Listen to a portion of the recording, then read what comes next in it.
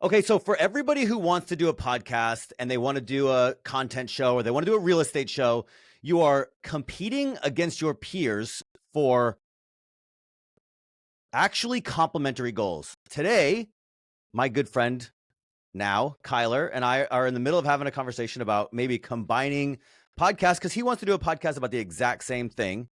And obviously, Sean and I do this show, have been doing it for a few months with the express intent um, of getting new guests. And we had talked to Kyler this week, both separately, and we're like, dude, we love this guy. You live in Vegas, and we were on the topic. And I'll kind of I want to get right into it, but like we were talking about complementary strengths, and you said, what did you say? You said I can sustain a goal.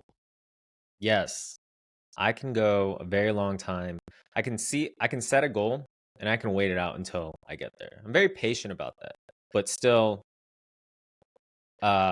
move, what's that saying they always say? It's like move quick but still be patient at the same time. I feel like that's totally me. I don't have that. So this is where I think we can be most compatible is like I am pure chaos unbounded. Right? Look at this backdrop. This is just fucking chaos. I love it, right? But if I come to the show, I can host, I can be a good co-host, but like I can bring the energy, I'll bring guests, yada yada yada. But like I'm like a bull in a china closet, right? Like I might not show up next week if it's up to me. So if it's up to you, like I won't let anybody else down. So like I'll always bring the heat. But like this might be a good mix because I'm not the hyper reliable one. Nice. No, I So agree. We should do it.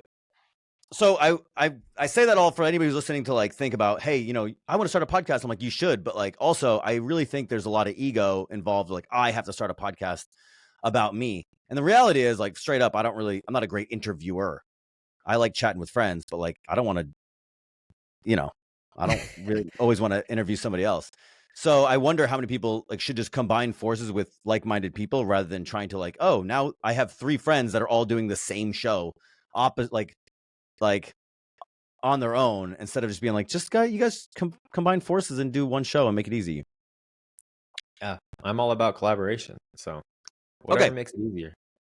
So with that note, we haven't really done intros in a while, and I don't know how well you guys know each other. I met you in Vegas. You guys both live in Vegas. Do you want to do some intros? Yeah, let's do it. What'd you say, Sean? Oh, I said, let's go. Oh, all right, cool.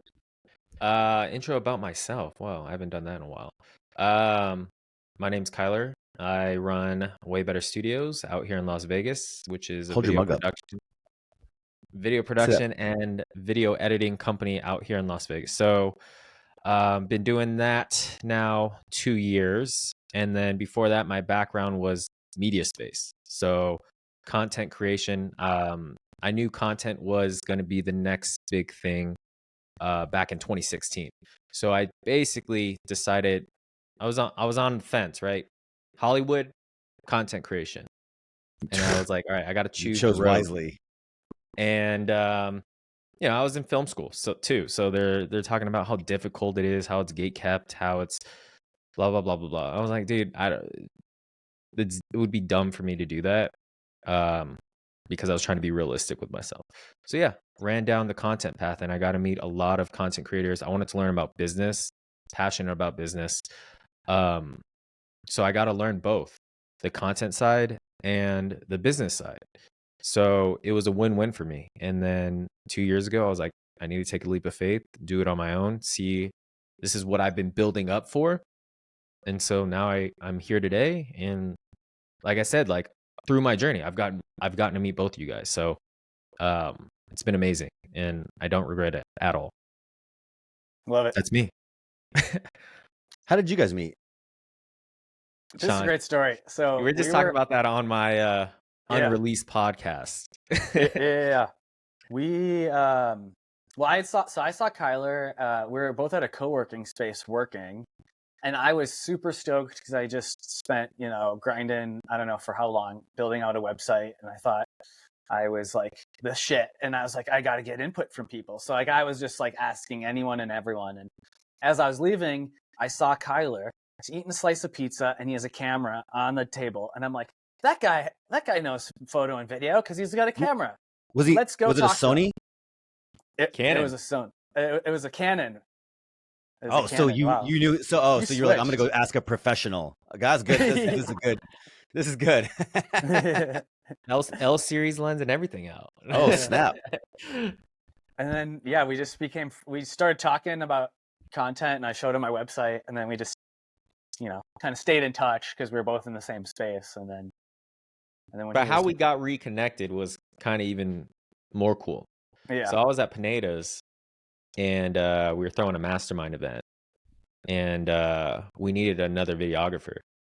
So they're like, all right, who knows who? And I probably just met you a month or two ago, and then you came to mind. So I'm talking to Justin, who's the producer of Pineda's show right now, and we're just like, yeah, I know this guy Sean. I just met him, and then he's like, all right, cool, invite him. And then he's like, oh, wait, Sean McGuire? I was like, yeah. He's like, dude, I know him too. So it was natural, and it was easy once you came in and we shot or filmed together the mastermind. I think you still work with them too, so kind of worked out in your favor as well. But it just shows the film community out here in Vegas is actually really small. I feel like everyone's a connection away from each other, and that's what I like about Vegas. It's growing too, but it is still very small. Well, I think it's collaborative too. I think we all are on that like same kind of methodology of like raising tides lifts all boats, and there's enough work for all of us. And if anything, we can work together and collab on projects versus compete on projects. So that's what I really appreciate about it, because I've gotten more gigs from friends. I feel like we're a lot better at that here in Vegas than in LA or whatever, because everyone in LA is just straight competition. Yeah. Cutthroat. Dude, my experience with camera people for years was like they were super guarded. They were like, we can't be friends because you're going to take all my clients or learn all my secrets. And the more I learned cameras, I'm like, there's nothing that I can do with this camera that somebody else can't do. And yet if I gave them my camera, nobody can do what I do. There is no gatekeeping here, but the people are like really guarded. And what I love about both of you guys, especially when I first met Sean, I walked into him, like he's at a gig out here in Maui, right? He's shooting this investor gig, and I walk in with a camera because I was, just there. I just don't leave home without my camera. I'm like, I'm going to the thing. I'm gonna take some photos, and I knew he was gonna be there, or somebody was gonna be there with a camera. And I walked in, and the first thing I thought he was gonna do was like be guarded. Instead, he's like, "Oh my God, I'm so glad you're here. I've been shooting by myself for 2 days. Like, I need somebody to soundboard off of. Like, are you here to take pictures?" Like, he was just so happy to see me, and I was like, okay, this guy's my people. Like, and that's why we work. We've been finding more and more ways to work together because we both have that attitude. Like, we can just accomplish more together. Yeah. No, that's cool. I think, yeah, I mean, working with Sean's always been easy too. Like, you're probably one of the few. I've like I said, Vegas is collaborative, but you still have your people that you go to work with, and yeah, Sean's definitely one of them. So I mean, that's what I like about the community as well, is we're pretty close knit once you have your circle as well, and we're always trying to help each other out. Like Sean, we're in I wouldn't say it's like a group of consistently talks a lot, but we check in with Austin and Sion, and we just talk about, hey, like how's business going? How can we collaborate? How can we help each other out? How can we work together on things? It's nice to have that, because sometimes as freelancers, I know I've been on both sides, it gets lonely, where it's like, man, I feel like I'm just by myself and there's no one really there to help me out. That's something I really enjoy. Is like, I think Alex does a great job of that too. It's the camaraderie and building that community. And I think there's still so much more that we can do to help build that. We started a little Facebook group for this pod. For Content Matters. Yeah. For people who want to, it's mostly been like, it's mostly for entrepreneurs who want to start making content, and they're like, how do I use a fucking camera? And it's like a lot of that kind of stuff. But also, I do see it in the future as it grows, where it's like, hey, I'm in Denver and I need a videographer, and I know these things, right? It's like, I need a videographer for a day. And I'm like, I would love to find a place where we can get people, that we could connect people on a meaningful basis. Not like a brokerage necessarily, not that formal, but like, hey, here's people that we know, love, we've worked with, or we can vouch for. And like, they're all in a pool of a single place. Now, I know it's hard because Facebook's not cool, but I don't know like a better place to do it. Without going to like Slack or maybe like WhatsApp or something. But anyways, there is a Facebook group. Yeah, if you want a place to like everybody have a chat, like that's some place to do it, I think. We had a group chat with Spencer Barry for a little while, and the chick who does Cody Sanchez's social, she was on there, but it kind of died off. But yeah, I would love to be more collaborative. Dude, I come from the military where it's like a weird vibe where you're like, hey, I got my squad of 8 guys and we're all best buddies and that's fine. And then we compete against other squads. But then when the mission gets big enough, it's not squad versus squad, right? It's like platoon versus platoon. Right. And then and then it's company versus company, and then it's battalion versus battalion, and then it's army versus navy, and then it's like, let's go overseas and fuck those guys, fuck those Taliban up. You know what I mean? Like it becomes a whole different mission. So they do a really good job of making you compete, but then also understanding what the mission is. And that's actually, Kyler, when I asked you before we got on the show, I'm like, what are you trying to accomplish? Because if we have either the same or complementary, I think actually we have the same goals, which is community, both internally, but also like we want to reach a larger audience, maybe a little bit of brand awareness, find customers, find gigs, right? But then also it's like, those aren't always my same goals. So I think we have a lot of complementary. Sean too, right? Sean wants clients, right? He wants to meet entrepreneurs. He wants to meet purpose-driven entrepreneurs, as he has so eloquently said over and over again. So I think it's a good way of like competing, but then also like finding ways to collaborate when the mission is aligned. Of course. Yeah, no, I totally agree with that. It's been hard for me too to find that stuff. And that's why I'm always like, if there's a need for something that I want, I'll go out and create it myself if I don't see where it's at. And sometimes getting into that creating stage of doing it, you eventually, just because your mind's on it, you eventually find other people that are in the same kind of boat. And then like this, it's like, okay, you can naturally just merge it, and it becomes now a bigger community because now everyone's contributing to something that they thought they were doing by themselves. I think that the people who are doing what we're doing, the rough sort of analysis is like artists that are now working with entrepreneurs and like in partnerships, not necessarily like, hey, I got a gig, I need a camera guy for a day, but like more and more they're like, we need not just strategy, but like we need somebody around who understands our brand that can tell the story over a longer period of time. Like those sort of partnerships are coming about. And I think the amount of people that are doing it is growing, but I actually think it's very small. If you look at, how close are we to Justin Barry? Or, Justin would come on this show. Justin would probably have all of us on his show. Totally. I would love to get Caleb Ralston, D-Rock. It's like you start saying those names, I'm like, those are the biggest ones in the business. Those are the biggest guys in the business. I bet you were only 1 or 2 phone calls removed from having that happen.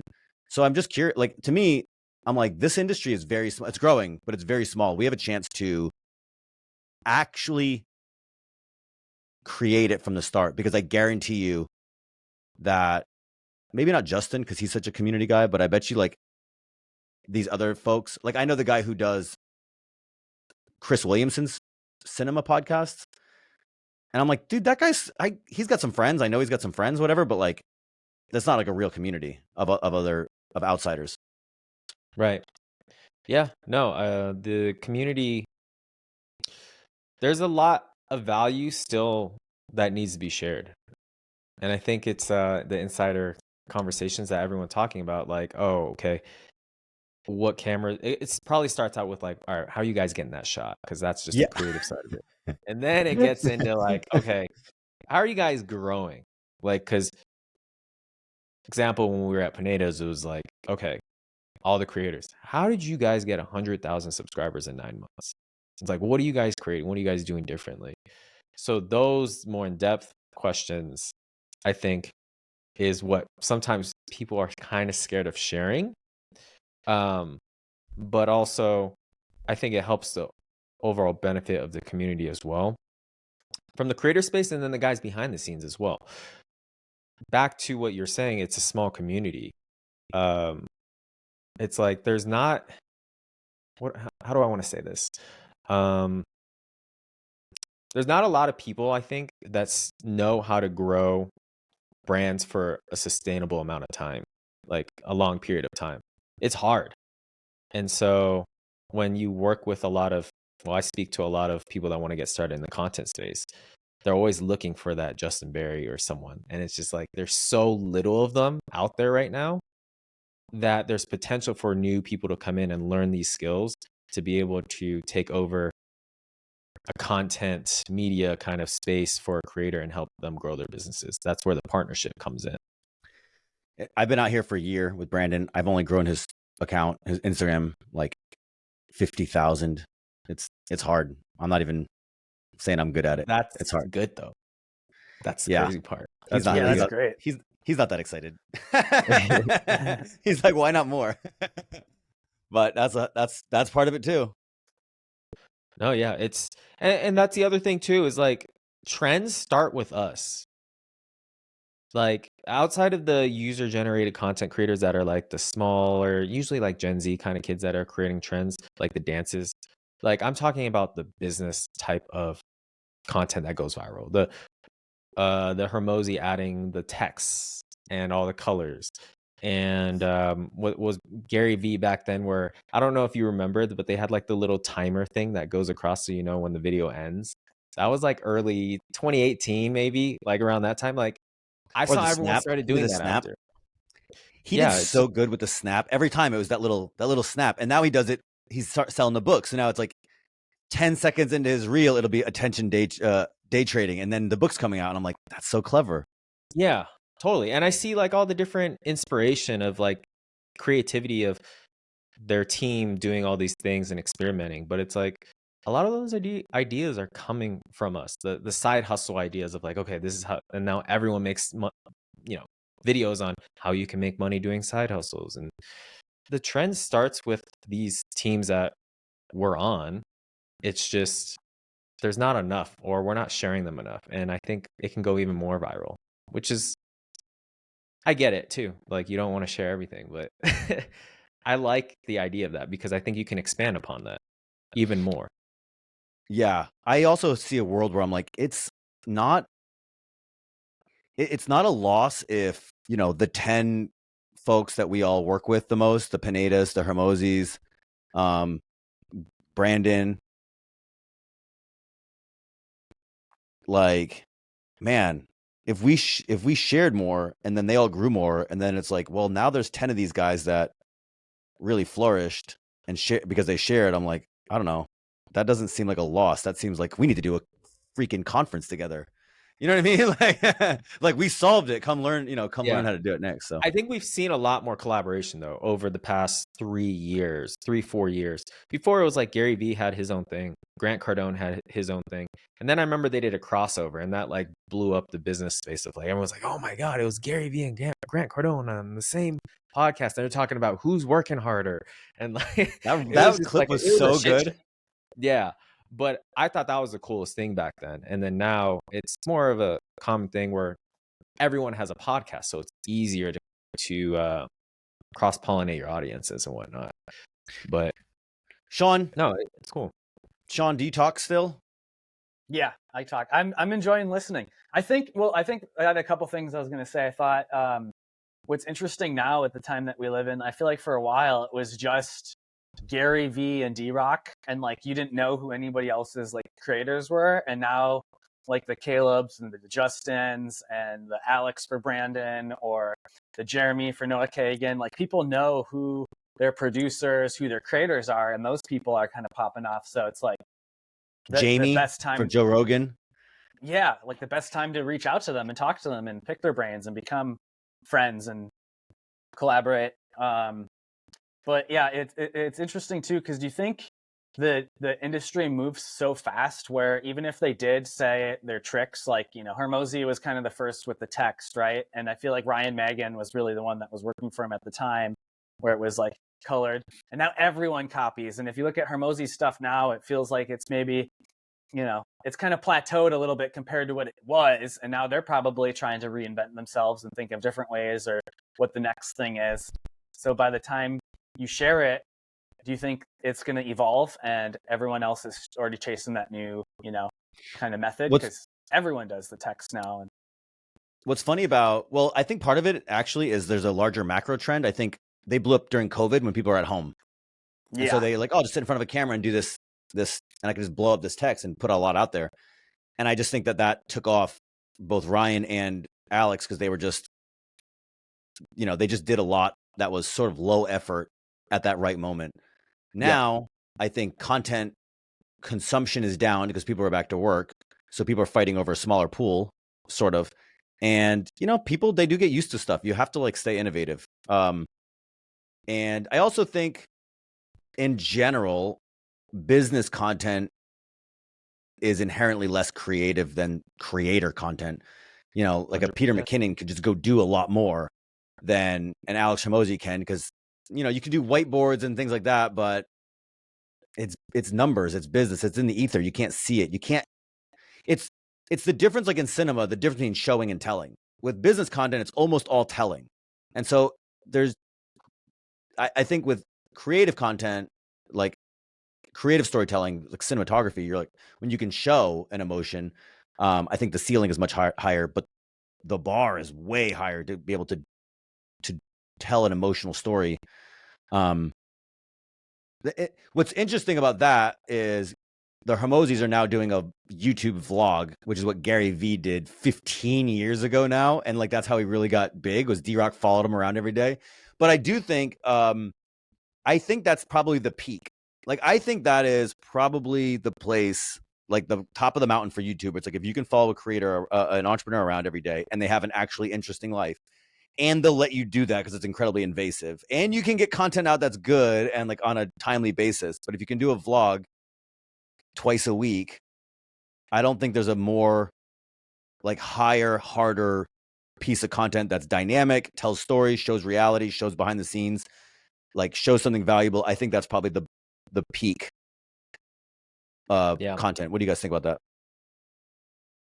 I think it's the docu style, like content that's coming back, and it's all about the storytelling of it too. Like, that's really what it comes down to at the end of the day, because everyone shares the same information. I feel like for the most part, there's very few creators out there that are sharing new business information that's kind of like mind-blowing. Hormozi would probably be the first person that comes to mind that was like a refresh in the business space, where it was like, dude, like this guy's sharing information that makes sense, or it's like he's putting what I had in my brain out into the world and making it more refined. But a lot of creators, or I should say businessmen or entrepreneurs, have been really successful, but it's hard for them to stick out in the creator space, because imagine you trying to talk about business acquisition against Hormozi, who's running probably more than that now, but $100 million company. It's like, he's going to naturally get more attention just because he's doing bigger things. So for you, it's like you either really have to niche down, which a lot of people don't want to get stuck speaking to like certain amounts of people, but showing that lifestyle. Now you have to be able to connect with people emotionally. And I think that's where it's important. What do you guys have in common outside of business? Is sports, like Gary Vee talks about the Jets. So it's like, okay, football's there. I don't know, all the Grant Cardone shows off a lot more of his family now and his daughter and stuff like that. So he's also going to run for office, by the way. Oh, is he really? Of course, yes. So like things like that. 6 years in the works. I've been watching this.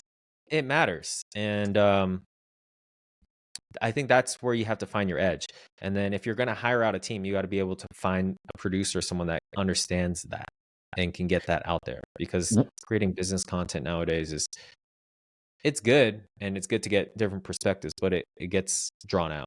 I can only watch so many creators talking about, here's 10 different side hustles on how you can make blah, blah, blah. It gets boring. So. Yeah, the information has been completely democratized. There's nothing you can share that hasn't already been shared by either somebody else that's better or, just as good. So now it's like you have to connect on personality, which means vulnerability and authenticity. Well, I worry about this with a lot of entrepreneurs who are because so many of them that I know, and I know many, so many of them are boring.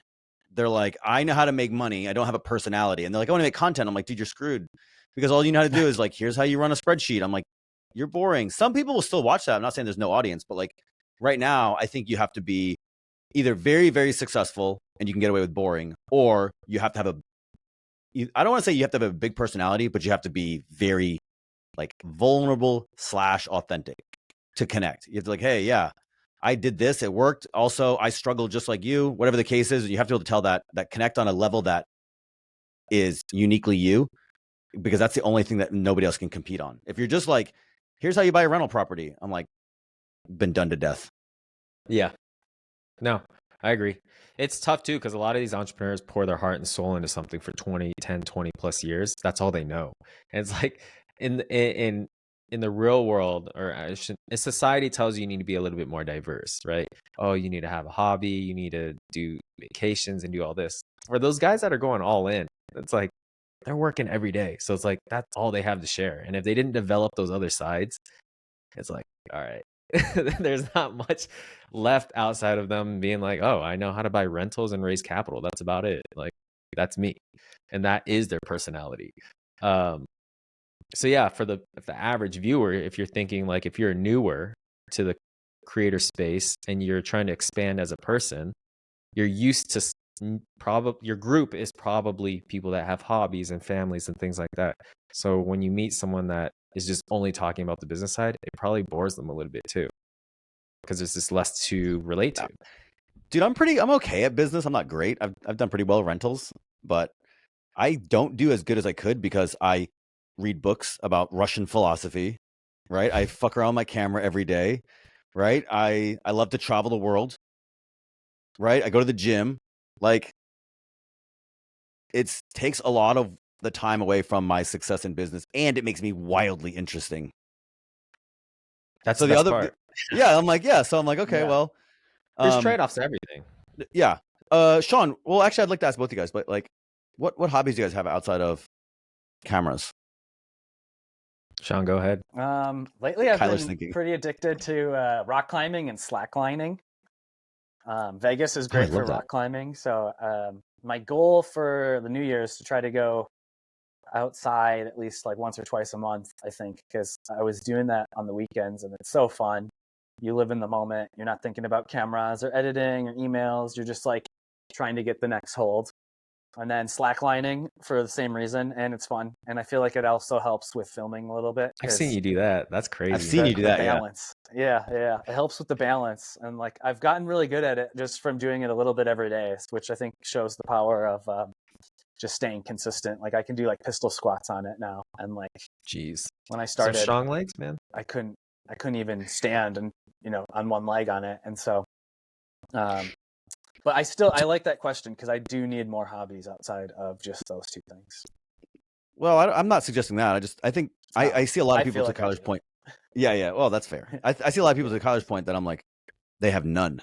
They're like, I have my work and my kids, which I'm not knocking in any way, but I do think about that from a content perspective. I'm like, what are you going to share? Unless you're very concise. Like Brandon's got a great message. He's like, look, I buy these big rental properties and like this is how I do it. And he talks about rental properties and people are like, man, you're so good at this. Like, I really can't buy those big apartment buildings. He's like, great, invest with me. You know what I mean? So like that approach I think is very effective. So, but I worry about people that are like, they only talk about one thing and then they sell like education. And it's like, I don't know, the education space is growing in a weird way, but I'm also like, there's nothing you can't learn on the internet for free now. So I do worry about people that have like these one-dimensional personalities. The perfect example of that. Sorry, go ahead. No. I'm rambling. Oh yeah. The perfect example of that, now that I think about it, is like, okay, let's say Brandon is the LeBron James or one of the top athletes in his sport. Okay.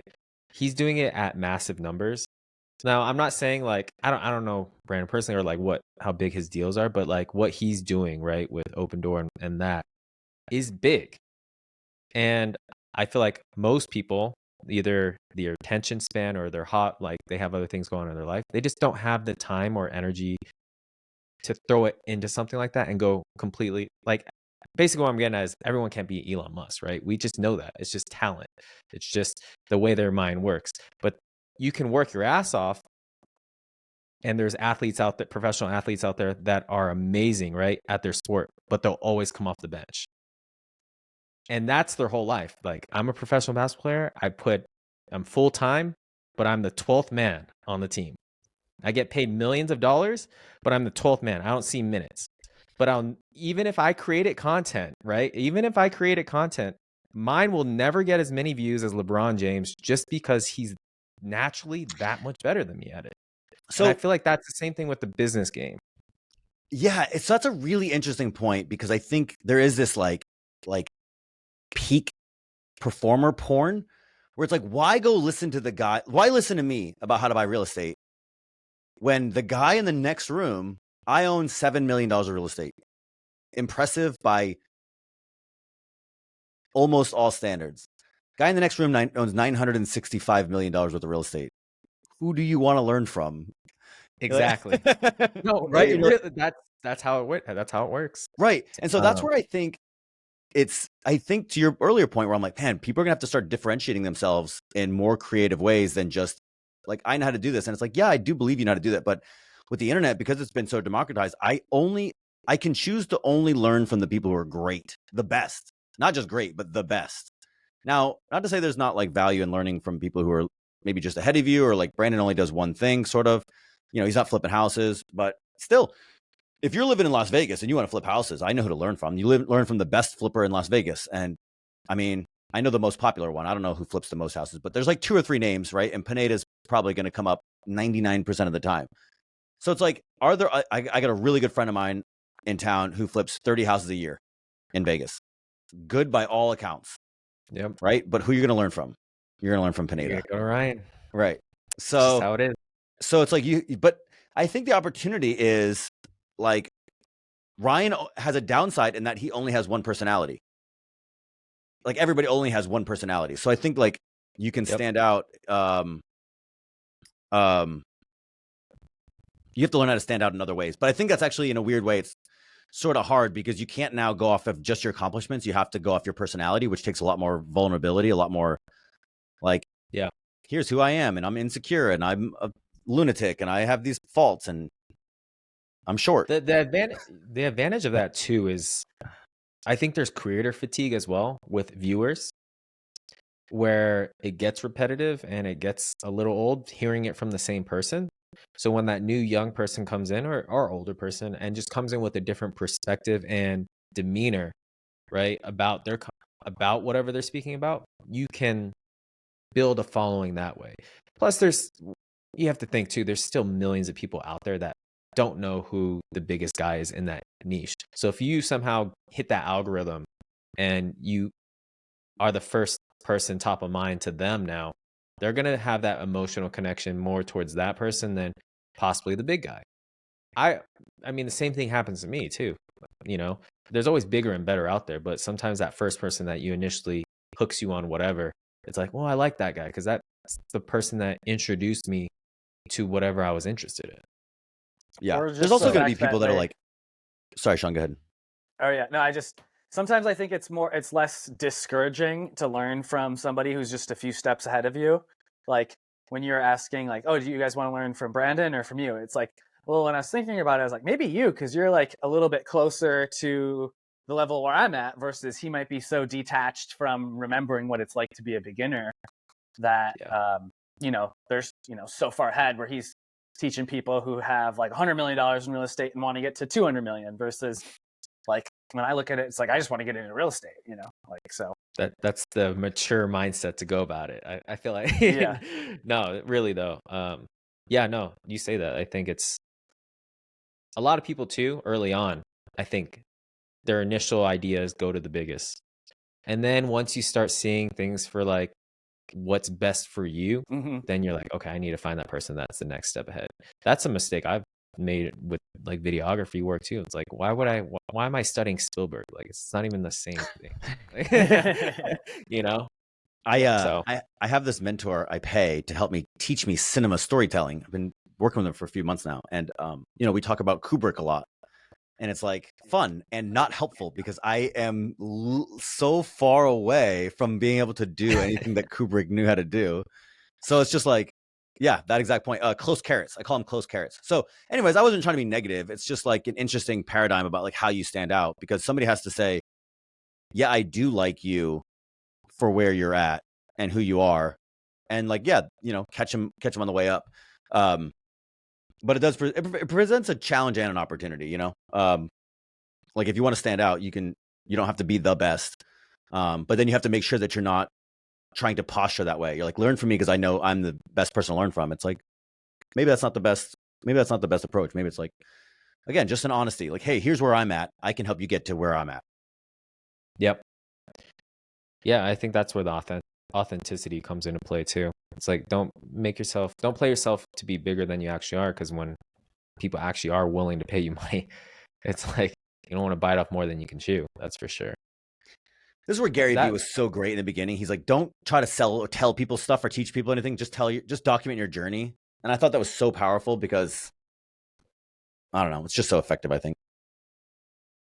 I read a LinkedIn post it was a random comment, but it got me thinking, because someone was like, it was on a Gary Vee post, and they're like, yeah, see, like, I don't like you because you tell everyone to create content.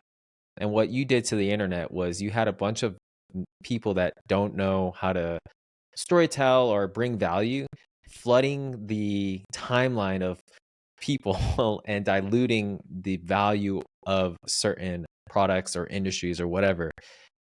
And so he's like, that's why I don't like you saying everyone should be creating content. It doesn't matter if you're going to suck in the beginning, because you're diluting people's products or ideas or industries. And I was like, that's like an interesting perspective, because I was like, there's possibly some truth to that, but also how much does that really impact? Like he's saying, impacting industries and like what people think about the information out there. What are your guys' thoughts on that? Yeah, Sean, what do you think? I've been clogging the air. I mean, I could see that the frustrations, because I think, we've probably all seen creators or people that maybe aren't as interesting when we've seen, our feed or log in. But then also that's the only way to get better. It's like we've talked about it before, Alex. It's like, got to put in the reps. So I think. Do you think everyone deserves a voice in a professional standpoint, as far as like, wow, what is that? If I became if I were, you got me real quick, because you said a pet peeve word of mine, big pet peeve word of mine. You said the word deserve. Ooh.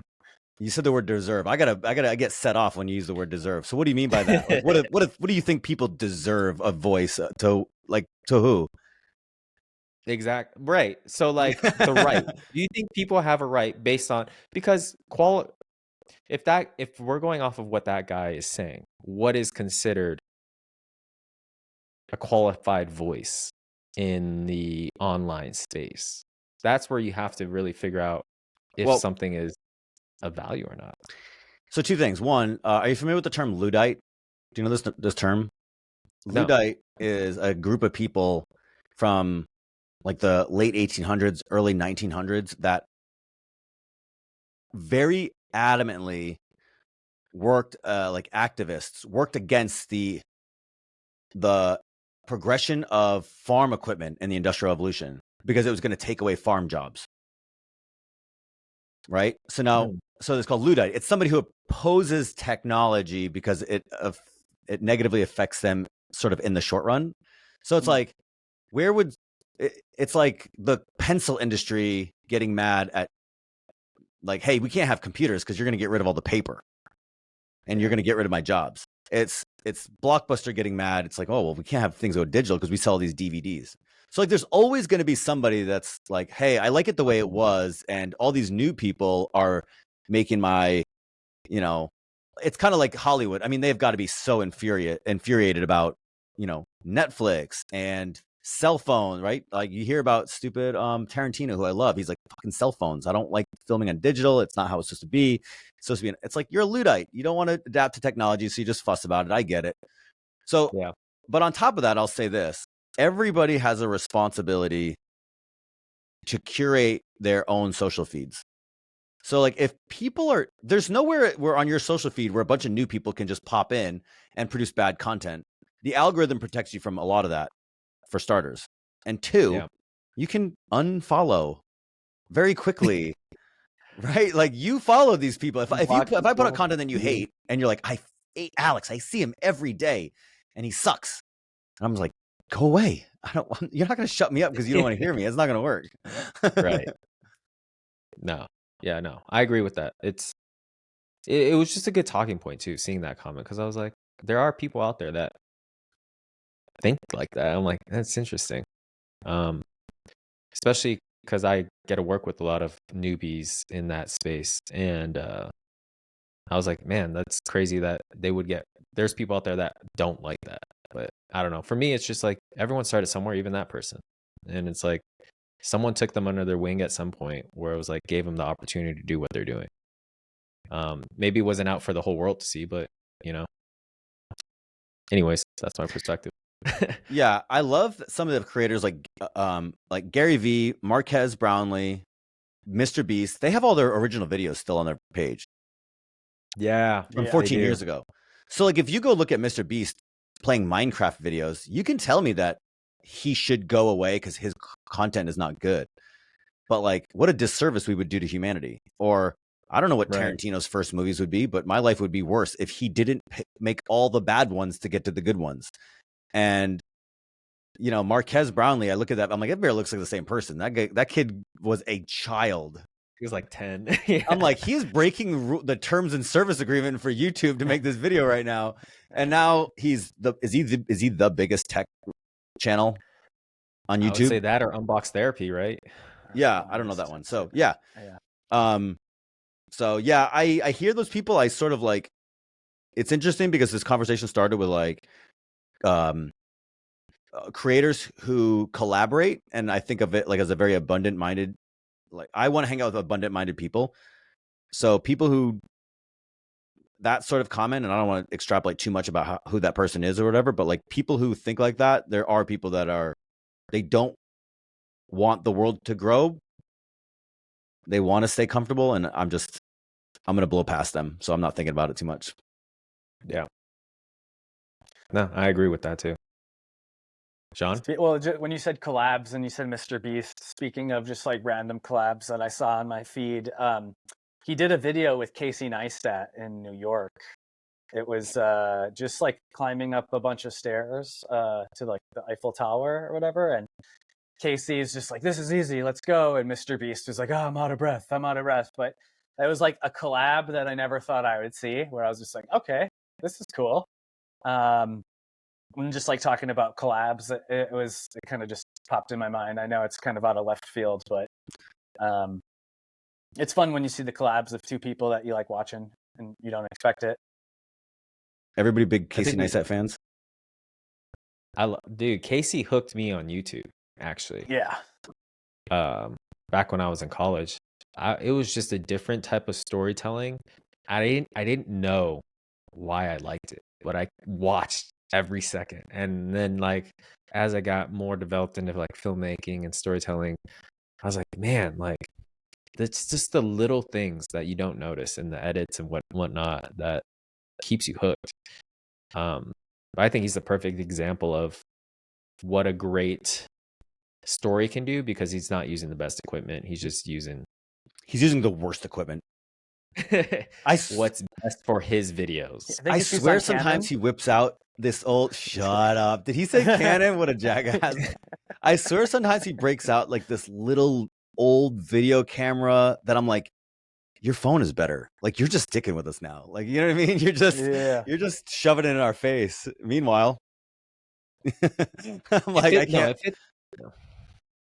his brand totally fits him, right? Him moving to Venice or California, wherever it was, it kind of hurt. I wouldn't say it hurt his brand, but it didn't align with his branding as when he went back to New York, because you get the New York grunge, even all the way built up to his sunglasses where he intentionally messes them up, to his office space, to showing off the blue collar workers in New York City, to him riding throughout like all of that in his storytelling matches up with who he is as his personal brand, which is like this tough guy that kind of came from nowhere.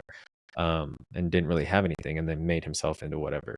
So I think all of that too, watching his stuff helps buy into that overall cause of why he is a great YouTuber and whatnot. Hyper authentic. He's one of those guys too, where like if you reconstruct what he did throughout the day, you're like, oh, it's not that exciting. Like the FedEx guy came, he skateboarded, he got a smoothie, went on a run, and then came back. But the way he tells the story is like so. And it was the most interesting thing I watched all day. Yeah. When he was doing those daily uploads, like that was like the thing where like me and my roommates at the time would like watch it together like it was a TV show. Yeah, I miss it. I get how hard it was though. He made it look so easy though. He did. Dude, doing a vlog a week is hard. You're talking about a day? Insane. Yeah. And then But imagine that. If we all were to vlog every day, how good would we get after a year? I feel a challenge coming on, so I'm going to end the show before that comes to fruition. We're all up like 5 a.m. Dude, I just finished editing. It's gonna go out soon. I got 7 views. I have like a parody in my mind of like being at one of these events, like a Pineda or Brandon Turner or somebody, where like literally everyone's vlogging. Like even like the speaker might come out with a camera vlogging as they're like giving their talk, you know, just like, hey guys, I'm vlogging here, but what's up audience? And I don't know, it's just like this like meta idea of like Inception of like everyone's creating. And yeah, nobody will be on YouTube to watch it because everyone's going to be filming something. Everybody's uploading. Yeah. I think the big opportunity for creators, and it'll go. What's interesting is the stats are something like 99% of all the internet content is created by 1% of users. So it's like the amount of people that are creating. I know it's trendy right now, but like, I mean, you guys have seen it, right? People are gonna quit. So even if they're like hot on it right now, I'm like, can you stay hot on it for 6 months, a year, 2 years? It doesn't matter. So actually, Kyler, to bring us back to the beginning of the conversation, I'm like, this thing has got to get to 100 episodes. Yeah. We're on episode like 16. This has got to get to 100 episodes because first off, most of these people won't come on your show to have 100 episodes. But two, the reality is this. I say 100 episodes. What I really mean is I would like to do this show for the next 10 years. I'm with it. You know what I mean? Like really commit. Because then it's like you're almost guaranteed success. Because so many, just because everybody else will quit. Yeah. No, that's the crazy part about it too, is when you ask someone what's long term to them, it's like, oh, I'll give it a year. I'm like, dude, like the content creation game is a year is nothing. And so you might get lucky, but I was like, you're probably not that person that takes off like that. So you gotta embrace the suck because it does suck. Yeah. And that goes back to our previous podcast that we had the other day where we talked about the entrepreneur versus the creator, and how the creator, your feelings are a little bit more sensitive because you're not seeing or someone's telling you it sucks, or the feedback of just YouTube alone or Instagram where you're not getting the views. It's basically telling you your content sucks. Try again. And to be able to take no all the time where it's like, I suck, and then finally get a little bit of results is like, it's rewarding, but it also shows that, hey, like, this is a long-term game for sure. Being a creator, you got to be tough emotionally because you have to be tough emotionally, or it's more like being a creator is very difficult emotionally. So you either don't take risks or you become tough as nails. So I think like putting out content especially about like creative stuff is, we can't sell anything here. There's no return. This has got to be a emotional, like a sort of a passion project. Yeah. What are your guys' personal brand goals as far as, let's say, like a 5-year window? Like what do you want to be known as, or what do you want to be doing? Or what does that look like? Sean, you go. Sorry, I was getting distracted. My mom's landline is ringing in the background. I don't know if you guys can hear it. 5 years is a long time from now. I mean, I'd love if we were still doing the podcast. I think personal goals, creating content more consistently. That's, value add. And, I think intentional content would be great. This week, I'm actually trying to kind of refine and work on like my 2024 goals. So hopefully if we talked in a week, I'll have a better answer. But I think intentional and just kind of putting myself out there, a little bit of like what we said too, just like embracing the suck and caring a little bit less, I think, of what people think. Because, you mentioned embrace the suck. The algorithm might be giving you feedback like, oh, this content's not that good. And Alex, you're saying we got to be tough. The next step of that is like people watching your videos and then having comments and opinions and saying like, oh, this sucks, or like, I don't like how you look, or you're wrong about this. And then being able to deal with that, So I think I agree with you, Alex, that you got to be tough doing this because, first you don't get views and then you get views and then people might be talking crap and it's making you feel bad. I'm not too worried about that personally. I love conflict. Well, you're a tough guy. Yeah, I'm tough.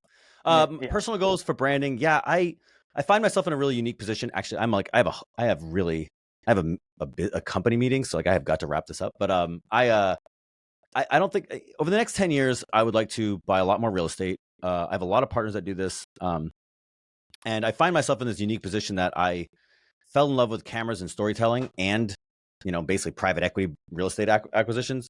And so I'd like to sort of merge those to where I can be like the guy, not the guy who follows Brandon around and films him, but like the guy who buys his own assets and films it at a high level, because I think that I really like that sort of, that's like a really interesting sort of niche, a really interesting combination. And I do really believe that this area is going to grow, like artists and entrepreneurs collaborating in new, very difficult ways. Not hire a 25-year-old, camera guy, but hire a team, a creative director. Like these partnerships are going to grow and evolve. And I think that those people a lot of them are going to do it alone if we don't rally them around like a common sort of theme where it's like, hey, you don't have to learn this alone. We've already figured out a lot of this stuff. Let's all work together. So I would like to sort of be in that space where like I'm a investor who also does cinema and also is part of this community of people who kind of do the same thing. No, that's a good goal. That's it's a community thing. That's what I like about that.